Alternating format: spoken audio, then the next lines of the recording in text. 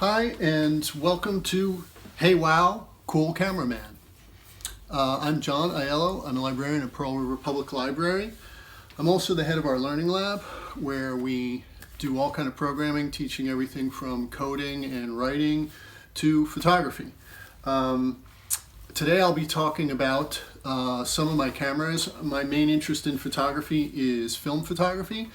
And film cameras are kind of easy to get inexpensively, and you get a variety of results from them, which we'll see today.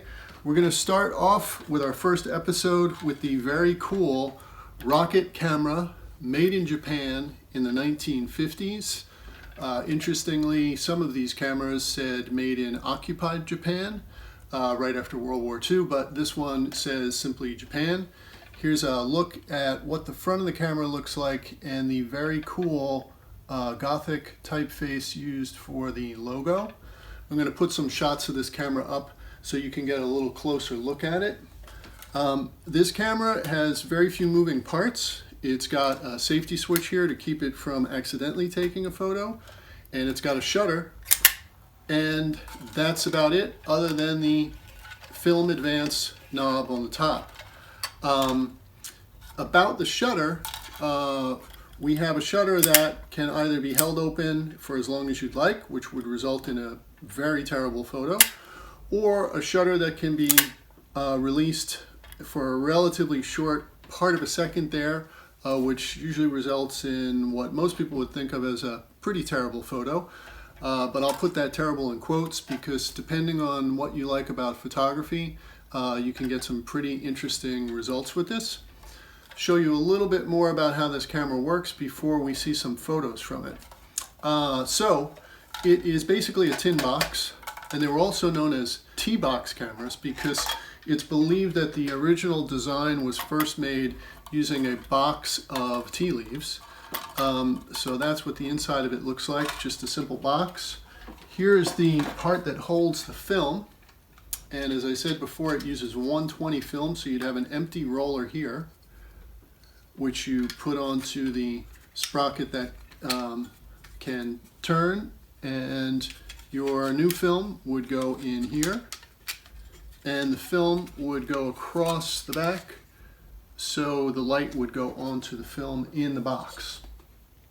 There's a simple red piece of plastic there to prevent the part of the light that would ruin the film from getting in, but making it so you can still see the numbers as you advance through the shots. The shots that it takes are either wide or tall on the 120 film, and I'll show you some of those shots here. I took some shots of the Brooklyn and Manhattan Bridge with it. This is one of those shots.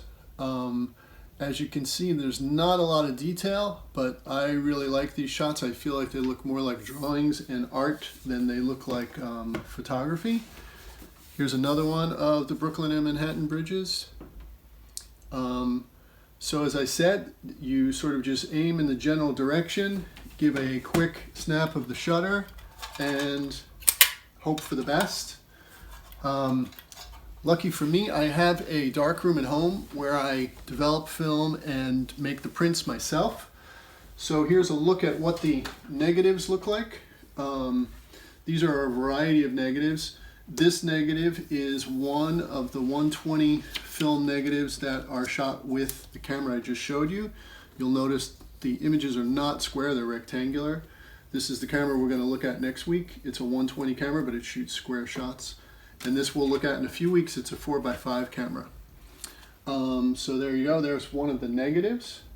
That's pretty much it for our first camera, which is the rocket camera made in Japan in the 1950s.